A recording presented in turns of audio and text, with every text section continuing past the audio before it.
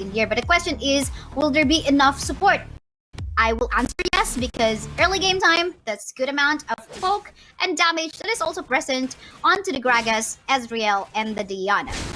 Ezreal and Diana for the side of Liyab Esports. They're going to be happy about that pick for sure. But this is game number 2, Omega Esports versus Liyab. Omega looking into finishing this 2-0 for them to rise above the standings and as well as sort of equalize that out with Liyab Esports. And for Liyab, of course, they want to take this to game number 3. So far, it's been 3 games since the beginning of game number 2. Yeah, for sure. In the mid lane matchup, though, we can see the Galio somehow faring onto that Diana. And it's understandable. I mean, the taunts are in there to stop the Diana. Anyway, the Diana doesn't have the ultimate available yet, so nothing very much interesting that will happen. But both of the teams are quite passive to start. Yeah, a little bit passive. I think because of the Galio pick towards the Diana, it is a air-quote neutralized lane, so Exosen is not able to get the 1v1 that he wants with the Diana pick, and the Galio is such a safe pick over this duelist assassin. And yeah, for Liyab, I guess they...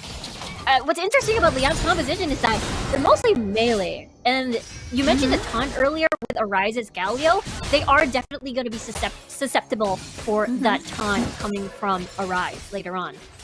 That's true. And the only source of poke that they will rely on to will be the Ezreal. Unless, of course, Marita Boy is just going to be joining him in the backline and protecting him too. Just throwing up the barrel wall, and that's it. But we'll see about that. So far, this is a very deep counter jungle onto the blue camp of Lee Sin, and I like that. I mean, these are 3 buffs that the Graves can potentially take for himself.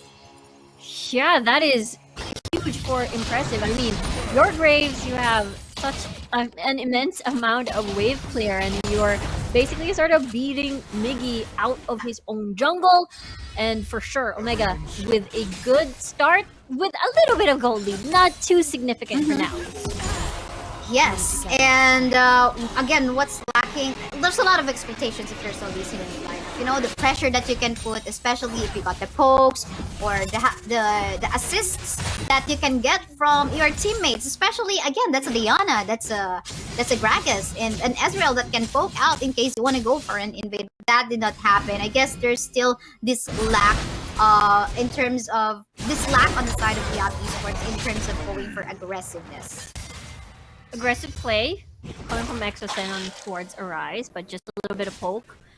But yeah, the thing is, I think for Liyab, they gotta be careful with their ults, because Moonfall and Explosive Cast are very reactive ults. If you do not get the timing right, you might just ruin Exosen's potential Moonfall into 3-man. So we'll have to check that out if that does happen. Hopefully that does not happen, because we want to see some perfect plays or executions as well.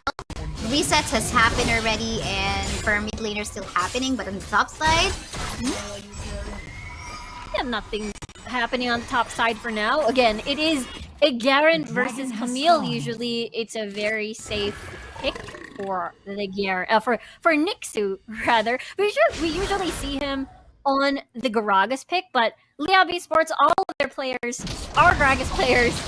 Except, of course, we'll have to check out his impressive. Just going to scare Liyab a little bit more. But because it's 4 minutes into the game already, that means it's Dragon time. Air Drake first. A little bit of movement speed here and there for that buff. Liyab do not want to take this, just staring at them, taking that in as Liyab circling about, but that's JLC entering the fight first without the Hextech ultimatum, but that is the hero's entrance already activated by Arise. That's first blood on towards Nixu, and now Liyab running for the hills, of course, but the fight's still not over. They burst down and leave Time-Lapse all alone on that river, but the fight's still not done. Miggy solo already. Marita Boy still alive and well, but all the damage collapsing. There's a beautiful flash touch as Arise finishes off Marita Boy.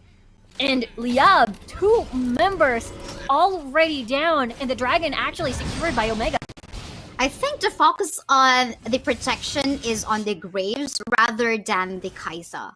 The Kaisa has the supercharge and can also be considered mobile too. You know, he can go for assassination plays as well. But in the early stage of the game, it looks like they are circling around Impressive. Impressive being able to take down objectives in the first few minutes of the game time will allow them and give them the capacity to give an easy kite onto the Garen. So this is something that we should keep an eye on too. And again, that was a good reservation of the flash from Impressive, because the moment that he entered that dragon pit, he made sure that if in case the members of Liyab Sports go towards the inside of that pit, then once he go for the secure onto the dragon, then he's just gonna be flashing away. Just gonna be flagging away. Moonfall activated as well. But here comes the rest of Omega just chiming in. JLC with a sweep. But no follow-up because Liyab saw that Omega is just nearby. Rift Herald though, but look at Exosen. He is low. Low as you can go. Now he's forced to just back away, possibly reserve his health. Actually ate a honey fruit, but no fight for now. No fight for now. I think that's because they want to put pressure on both the top side part of the map and the mid lane too, and now they get the early position. Let's see what will happen. Yeah, there is the Morita boy already with a body slam in, and that's the ult coming from the side of Stronger. He's not gonna be able to equate too much, but look at that taunt. That's 4 people taunted and 4 people quite low, but it doesn't matter at this point because Stronger actually fell, but Exosen fell to his death as well. Liyab a little bit healthy, so they can afford to do this chase, but a tower still stands between the members of Omega. But the Rift Herald though wasn't quite sure who secured that just yet. It was impressive. It was impressive again. Yes, impressive again, primarily because the space is always created for him. They make sure it's actually already confirmed. They create space and give that protection focused onto impressive, not the Kaisa. Kaisa will take care of herself this time around because they want to make sure that they put the snowball first onto the Graves in order for them to secure the objectives, which will help them until the late game time of this match.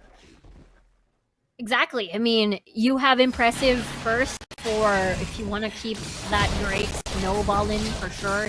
Time-lapse will be able to lift that weight later on once he scales here onto that fourth of Kaisa. The thing is, we didn't get to see, you know, big impactful Moonfall plays just yet. And I feel like, yeah, Liyab will definitely be careful because of that cast, not to combo with that Moonfall later on. And now, as we noticed in the first 2 objectives, the first dragon, the Rift Herald, and now this time the second dragon is about to come up. It is a Mountain Drake, and Omega Sports, in their basing on their composition, they're not scared about positioning first. Again, the Braum is there, concussive blow, just mark a target. The Camille is there as well to zone out. And this time, I'm just so excited to see how Graves, how impressive will work in this one. And look at how they did it in the map. They put the Rift Herald in there for them to divert the attention of Liyab. Yeah, that means pressure in the mid lane and pressure here in the dragon lane. The Gargoyle arrives in the scene, and another steal, or rather another secure comes to the side of Impressive. But will be definitely happy about that as more kills are on the side of Time-lapse. That's their second kill, that's their third kill, and 4th kill as well, as Morita Boy is the only one surviving, and he's forced to retreat to base. This is Omega Esports not really looking for fights. If you would notice, they are the one just giving what Liyab Esports want. Liyab Esports want a fight? Okay, sure, we'll just answer back. But it's not as who is initiating it. It's just them getting ready to take down objectives. And this is Omega Esports giving Liyab Esports an option. Okay, are you gonna go for a contest in this Mountain Drake, or are you gonna go for a defensive play in the middle lane while the Rift Herald is there? But still, this is a very consistent steal, or rather secure by Impressive, and we caught a command, Stronger, Arise, also JLC into giving the space for the Graves. Yeah, Impressive doing impressive things. 304 already with a Triforce completed. at his bank. And for impressive, he has more fighting power, like right now with the dashes. But of course, Gambit is an Ezreal. Will be able to arcade shift away. Yeah, for sure, indeed. The gold lead is onto the hands of this Brave, just like what we've expected. He is gonna be the queen, or rather the king, that is well protected by his teammates. Kaisa, we don't like you anymore. We're gonna go for the Graves, the old man Graves this time. You just take care of yourself for the meantime because we gotta make this work as a team. And it's really working so well. It's really working. More gold in the favor of Omega Esports. As we saw earlier, never mind. Potential fight as they circle around. Hextech ultimatum use. This is the Venn diagram we're talking about. Adeluz brought it up as another kill from Arise has arisen. And now Killer Instinct activated by time lapse. Double kill already towards Gambit. And he is unstoppable. Ooh. Quadra kill. And Liyab Esports is wiped out of the face of the earth. And now they're walking towards this base of Liyab. Deathtimers are low. Omega Esports still complete. And they're knocking on towards the Nexus. Corgi Bud, as we see at the end of the fight, with the ring around the Rosie, just a little bit of dance before ending the fight in a 2-0 against Liyab Esports. Ooh, very dominating win by Omega Esports. I can say this time, we can say this time, that Omega Esports deserve the top spot in the power rankings here in the South Luzon. They know, they have a lot of strategies, and they know how to work things out based on what they want to draft. They definitely know how to work things out. You're right, from draft and as well as from in-game, they're very clean, they're very precise, pristine in their calls. And the fact that they, again, drafted this Galio pick just so that they can sort of neutralize this lane against Exocen. We didn't get to see this Diana work out too well. Doesn't matter if you want to ban it or not. Arise is there to, rise in the occasion to sort of cancel out Exo. Yeah, and I like the patience too. That was given in here by time lapse on the Kaisa. The team understands what they needed to do so well in order to win the game. It's not about, okay, we're going to give you the MVP of the game, we're going to give you the quadra kill so that you get highlighted, but what they want to get